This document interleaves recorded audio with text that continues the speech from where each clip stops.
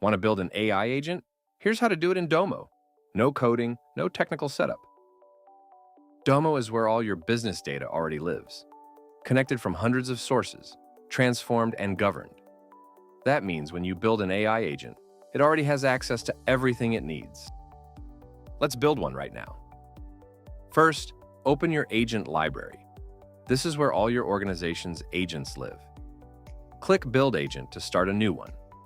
Give it a name that describes what it does, and write a short description. Think of it like a job title and job description for your agent. Next, add toolkits. These are the abilities your agent gets, like searching across your datasets, creating charts on the fly, or triggering automated workflows. Just check the ones you want and hit Continue. Now add knowledge.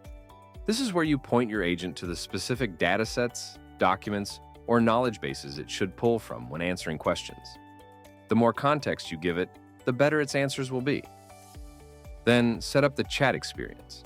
Write a welcome message that tells people what your agent can help with, and add conversation starters. These are example questions that show up when someone opens the chat for the first time. Finally, pick a visual theme and hit Save. That's it. Your agent is live and ready to use. Watch what happens when you ask it a question.